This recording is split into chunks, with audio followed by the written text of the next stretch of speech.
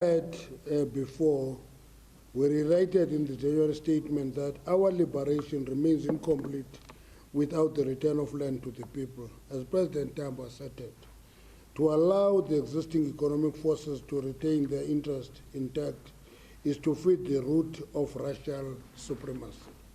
So that was the essence of the discussion, that the main thrust of the National Democratic Revolution should be to tamper with the interests of the current economic forces and ensure that there is equity in society. The masses of our people demand faster action on land restitution and redistribution. To give practical expression to this historic mission, the ANC must accelerate land redistribution within the existing legislative framework. We must also then practically identify areas which are an impediment to effective and speedy land redistribution. Consequently, the ANC resolved to convene an urgent special NEC meeting which will look at these matters and clarify itself on what must be done to strengthen our policy framework. Achieving this will require that, among others, we endeavor to unite former liberation movements and the dispossessed black majority to whom the resolution of land question is central to their existence. We're explaining this because in the public discourse, it is projected as a fight over expropriation without compensation. That is not the issue. That's not the issue. It's just one part of the discussion. The main issue is effective and speedy land redistribution. In the article written by Matume Litswalo in Mail and Guardian, we said there are two extreme positions that actually impact on this matter. We said is one, if we become emotional, which is said to be the issue that agitated the president, we are going to actually agitate society on it. And the other extreme is tardiness on the implementation of land redistribution within the existing framework. Within this framework, we can do more. And our view is that we should avoid the tardiness. We must not just run emotionally on the issue. We must do what should be done to expedite the distribution of land. That's it.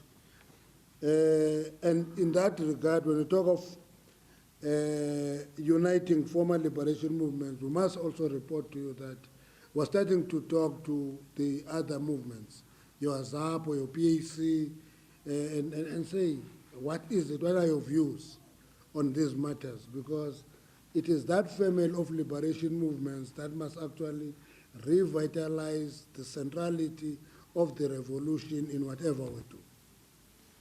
The NEC also reflected on the recent incidents which have brought sharply to the fore the specter of racism. Our nation's scars from apartheid colonialism remain deep. The re-emergence of racially based superiority and privilege, if left unchecked, will derail our advance to non-racial, non-sexist, and democratic society. Founded on the basic human rights and dignity of all, the racist onslaught has become more direct. Racists in our society are getting even more emboldened and entrenching anger among our people. Before, the more racism comes to the fore, the more angry our people are. And you see, the speed with which these incidents are distributed, either in the social media or in the media in general, actually feed to the anger of our people that we can't, after 22 years, be bullied around. We go to a spare. A child just bullies me because a child touches another child. Because, you know, Mandela reminded us that nobody is born hating. Everybody is taught to hate. And therefore, if you take kids when they play and you say a black child can't touch my child, you are actually educating your child to hate. And I think those are the things that we must be working on tirelessly. For the past 22 years, we've been in dialogue with our SYL oppressors. However, in many sectors of society, the olive branch offered by our people has been met with disdain and disregard. And this has become even worse following August the 3rd setback suffered by the liberation movement. A party representing white privilege emerged to lead government in a number of municipalities, creating a feeble hope among the most ardent races that come 29, they will once again be in power, and this time with the support of and blessing of black people whom they have oppressed. The ANC calls on Parliament to fast-track the promulgation of the Prevention and Combating of Hate Crime and Hate Speech Bill, which criminalizes racism and metes out harsh consequences for those in our midst who continue to perpetuate it. Where people refuse to be educated on their wrongs, they must be punished by the law. Such include opposition leaders who make utterances praising colonialism. This demonstrates clearly that ours remain a struggle between progress and reaction. It is clear that we have hardly moved an inch from the ideological positions of the past, which viewed colonialism and apartheid racism as having been good for blacks. Those issues must come back openly to the public discourse, and we engage on them. This thing of touching and living on these issues is actually deepening our crisis in the long term. The NEC further consider the escalating and rampant levels of crime, especially violent crimes perpetrated against women. Our people are terrorized by taxi gangs that rape women, as well as gangs and taxi violence in Delft, in Umtata, in Usigisig, in Libod, and elsewhere. The entire nation is tired of coexisting with criminals.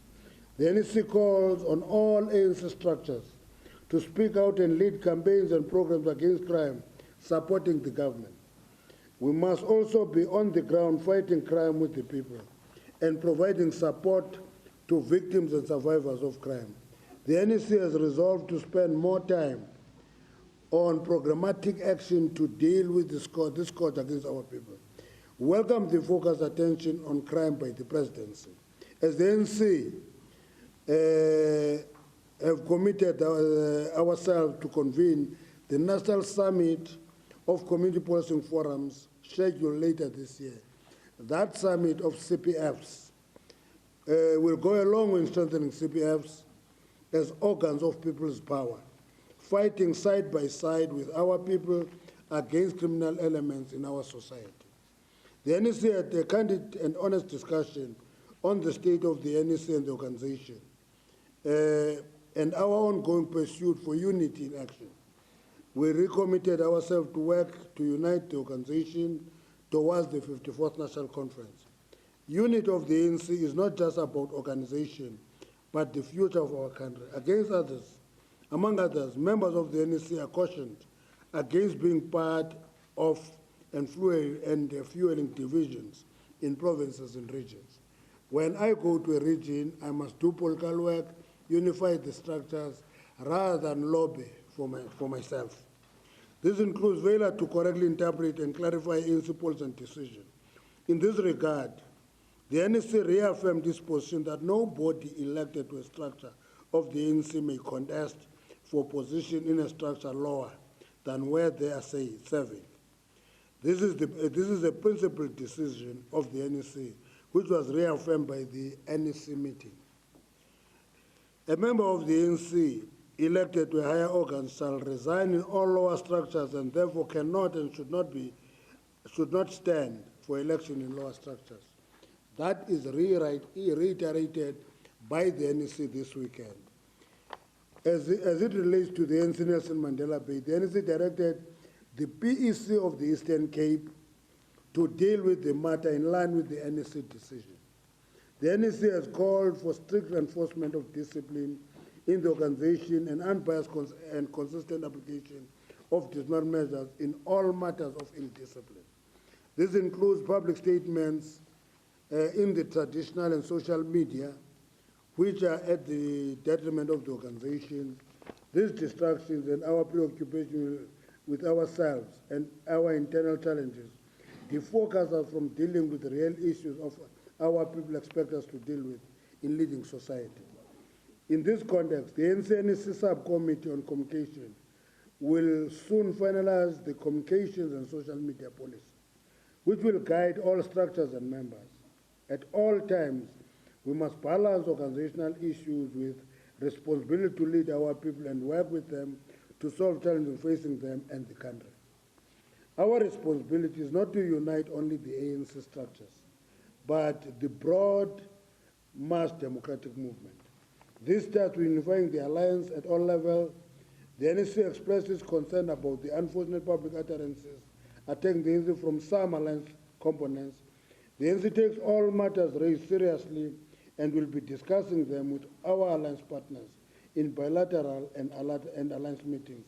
Hence the meeting with the South Communist Party, which is currently underway.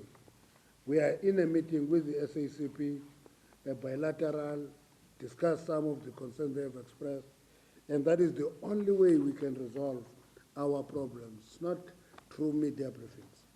The capacity of the state to deliver against the resolutions of the ANC was raised as a matter of serious concern by the NEC.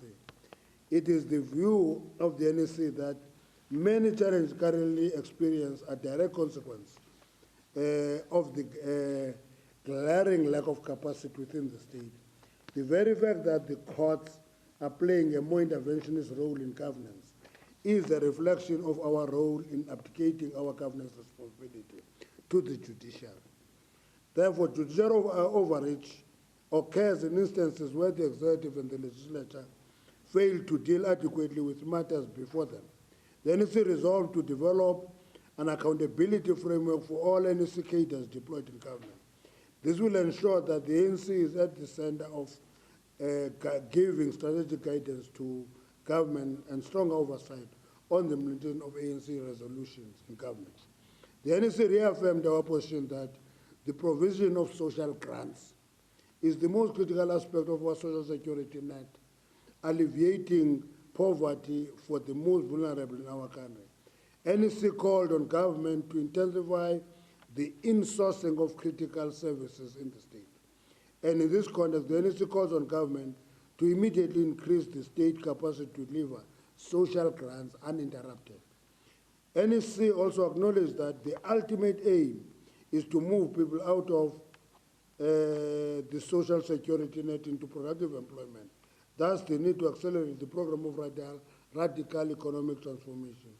The NEC noted and welcomed the ANC and ANC Youth League a submission to Air Commission in furtherance of our objective to attain free higher education for the poor.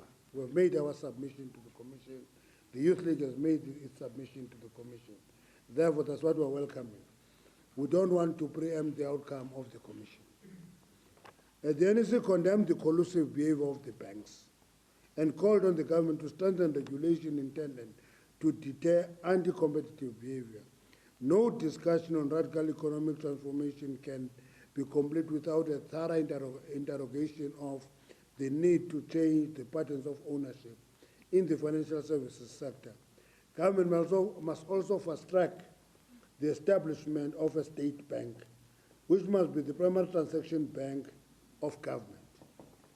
The NEC welcome back to South Africa Nkosazana Dlamini Zuma following her deployment to the AU. She has completed the mission back to South Africa.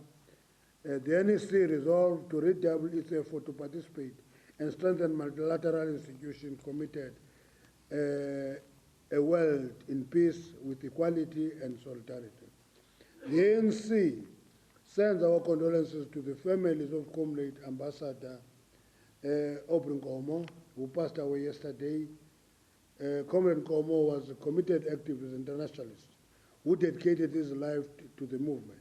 We also express our deepest sympathies to the family of Petros Whitehead Mlimela, legendary South African and founder of Celtics Football Club. May their soul rest in peace. Abantu ke bephunya sele sivelana nabo kakhulu. Thanks very much, SG. Questions?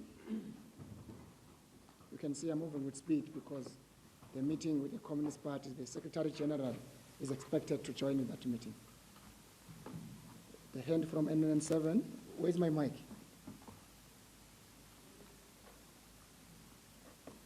Right at the back. Looks like those are the only two hands, three.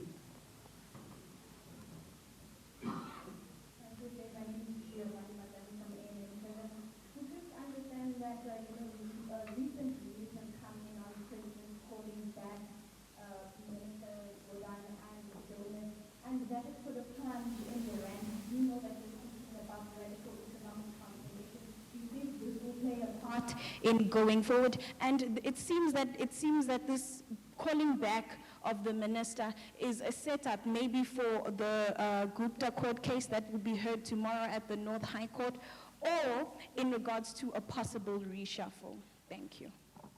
Thank you. In front of you, there's a gentleman who had his hand up. Oh, yeah. Thanks. Ed Stoddard with Reuters. Just to follow up to that, I was wondering, did this recall of the finance minister from this road show in London, did that come up at the NEC meeting at all this weekend? Thanks. Okay, so that the question has been asked. There's no need to repeat it. The NEC, the recall, as I understand it, was today. The NEC was over the weekend. But pass the mic. Thank you very much. Colin Lambert from ENCA. SG, the question around the finance minister, I know Ziz is saying it only happened today, but correct me if I'm wrong. The presidential escort is here at Luthuli House, so perhaps that would mean that the president may be present here today. Is the president here, and has the ANC had a chance to have a word with the president on this recall by the minister? The second question, SG, relates to what you've just said, that it would appear that the courts are now directing the work of the courts. I may not be quoting you directly here, but you also speak of the abdication of responsibilities by the executive. In relation to that question, SG, would then the ANC admit that perhaps leaving the president after such a scathing constitutional court matter on the Nkandla issue perhaps may have accelerated some of the problems that you are now seeing in as far as governance is concerned? Pass to your left. This is Tano Matutu from CNBC Africa. My question is regarding the ANC. Did they go into investigation in terms of the banks manipulating the currency? And also with the debacle with the finance minister being said to come back, the rand, we see that the rand, it plummeted actually from 1230 to 1266. So is there a relationship between the two? And what decision does the NEC intend to take regarding the manipulation of the currency?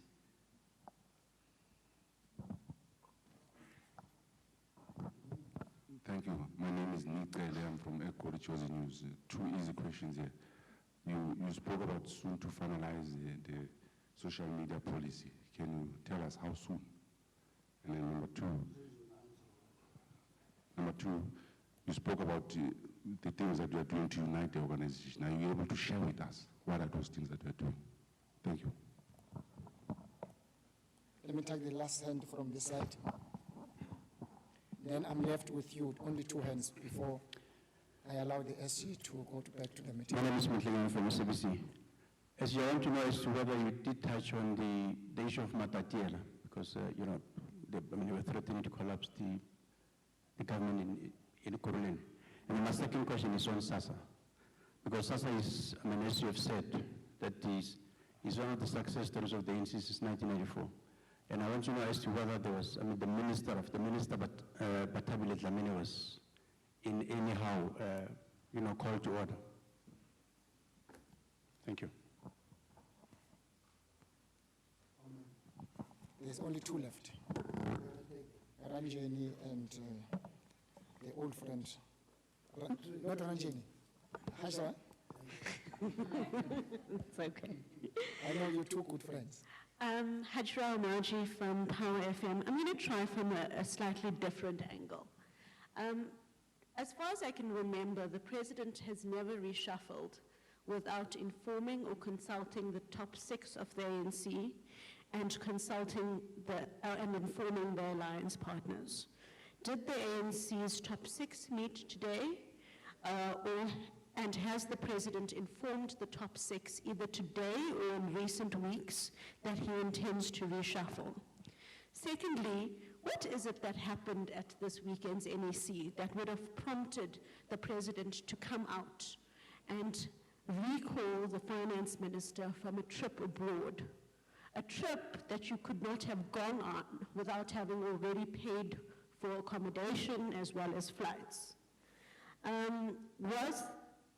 If the president is in the building, surely the ANC or USG would have asked him for an explanation, given that the rand has plummeted, but also we've seen an impact in terms of the banking sector. And finally, on the issue of the judiciary and any ministers abdicating some of their responsibilities, are all not equal in terms of the way the ANC implements what it does. Because you have the likes of Marius Fransman, Kedane Mahlangu, as well as others, as well as John Block, that were either called upon or saw it within their conscience to resign after damning judgments. So why could the NEC not make this call either privately or publicly? Clement, just pass in front. Thank you. Clement Manyatela from Eyewitness News.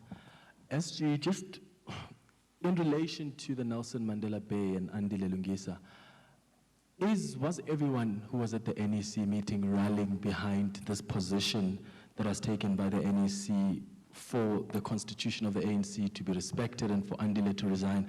I'm asking this because President Jacob Zuma visited Nelson Mandela Bay and didn't seem to have a problem with Andile Lungisa having been appointed to that position, and he really described him as a man of character. So it was seen as an endorsement. So I'm just asking if he also agrees with the position, the collective position that's been taken by the NEC for him to step down. Thanks. The purpose of the post-NEC is to report on the outcomes and decisions, not on the discussions, who said what. That is the purpose of the post-NEC. Otherwise, we could give you a Bible-long statement about who said what. So it's about decisions, it's about outcomes. But pass the mic to Gordon. Thank you, Gordon from the Main Guardian newspaper. Thank you for the clarification on the land question, SG. I see that you've resolved to convene an urgent NEC to strengthen the policy framework. So, is it the ANC policy that, or ANC's view that Section 25 of the Constitution needs to be amended in order to affect land redistribution? Secondly, on land, you're saying that you're speaking to all of the former liberation movements, but obviously most prominent has been the EFF offering the ANC some sort of support to achieve land distribution. Are you speaking to the EFF at all?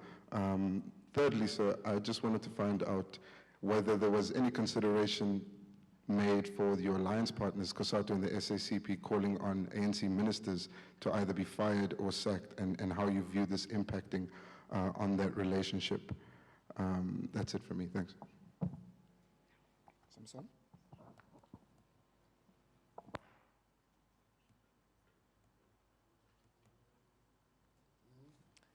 You may now answer, SG.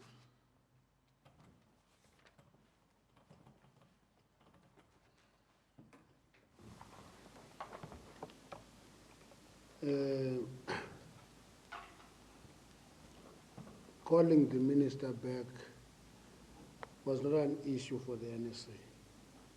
Okay. There can be nothing in the NEC that is linked to calling the minister back. That is a government matter. We don't know how it is done, who asks for permission, who gives the permission when it is recalled. Is it because there was no permission or a permission is rescinded? We are not aware. So speculating on the Gupta case, the reshuffle, that belongs to what is called speculation. Okay. Now, the plunging of the rand from 1230 to 1266 and stabilizing to 1260. I want you to add that. Because sometimes you only want to talk about the plunging. Plunge from 1230 to 1260, stabilize to 1266, then to 1260. We'll see the reaction depending on what ultimately happens, I'm sure. The real impact will be seen when there is any other steps, but officials of the ANC are here. It's Monday, it's an ANC day. All 6 of us are here, okay? Like any other Monday, we're here. If any official is not here on a Monday, there's a formal apology. This Monday, there's no apology, we're all here. So we started with the meeting with the SACP. We'll end up with the meeting of the officials. So what will be reported there, I don't know if there's anything that will be brought to that meeting. But we're all here today. The role of courts, we're not negative about the role of courts as many of you happen to be. Because every time there's a court case, when I read articles, I have a sense that the media is very allergic to courts intervening. We're not allergic to that. We think the courts have a role.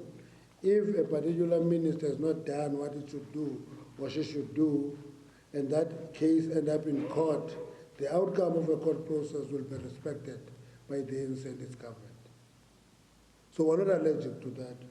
And that's why in our statement we say, what is looking as judiciary overreach is a function of us and deployed cadres of the ANC not doing what they should do until issues end up before courts. So to reduce it to what happened in the Concord case, I think that is reductionism, to be honest with you. We didn't talk about the Matatiele issue, okay? There's a team dealing with that, led by Comrade Jeff. They will finalize it. Was Matatiele called to order with the, you see, I always explain this, and I'm sure you don't have to accept it. The NEC, when it meets, doesn't sit in the form of a disciplinary committee. That's why it will refer to the payment of social grants, the importance of insourcing, the payment thereof. It will talk about all those things. That's what the business of the NEC is. It is strategic, broad framework of what should happen. Now, sometimes questions are, did you deal with the individual person and that comrade and that comrade? That is not the nature of the meeting called the National Executive Committee.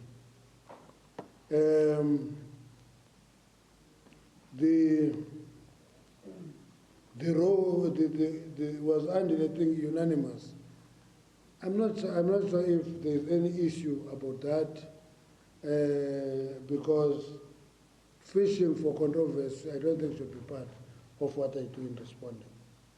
The NEC took a decision, reaffirmed its previous decision, and left further action to the province, rightfully so, because regions are under the jurisdiction of provinces.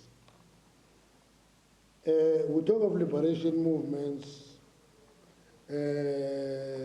What about the FF? Is their position?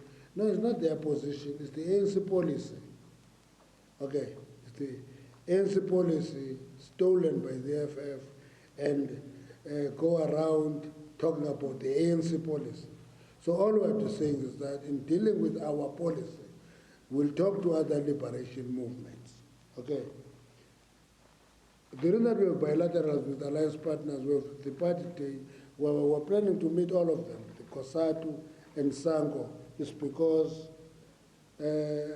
any call that is made in public should be done in a way that doesn't hurt the movement and the alliance.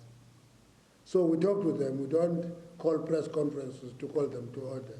We're meeting the Communist Party today, we're discussing that issue, and that's how it is. Thank you very much. Just on the question of social media, our plan is that in terms of the time frame, By the next meeting of the National Working Committee, we submit a draft. The plan is that the next meeting of the NEC, we submit the proposed communications policy and social media. Thanks very much, members of the media. Thank you. I'm rushing to the meeting with the Communist Party. Don't follow me. All right, that press briefing following the ANC's NEC meeting over the last 3 days, where the political review of the party was presented by the president, and with that political review, a focus on land, racism and crime. To take you quickly through some of those talking points on land, Gwedi Montashi saying that the ANC, within a legislative framework, want to speed up land reform. That's their main focus around land reform, and that they will be holding a special meeting on this to decide what must be done. They're also in talks with other liberation movements to discuss their views on land reform. Speaking on racism, he mentioned the Spur incident specifically, and he said that the ANC and the country must be working on eradicating racism tirelessly. He also made reference to Premier Helen Zille's tweets on colonialism, saying, quote, "This deepens our crisis." Then on crime, Montashi spoke of the abuse against women and said that the NEC has resolved to spend more time on fighting the scourge of violence. He also spoke on the Andile Lungisa issue, Montashi saying that they directed the PEC to deal with that matter in line with the NEC. And then finally, he was questioned quite a bit on the Gordon issue. On that, he said that calling the minister back was not an issue discussed at the NEC, that it is a government issue. So the effect on the rand, he said everyone's focusing on the rand plummeting, but he said that the rand did stabilize. And he said that the top 6, interestingly enough, is all at Latuli House today. He said whether or not the Gordon issue will be discussed, he cannot say. So that, just in brief, what came out of that post-NEC media briefing. We'll take a short break. Stay with us. I'll have more coming up just after this.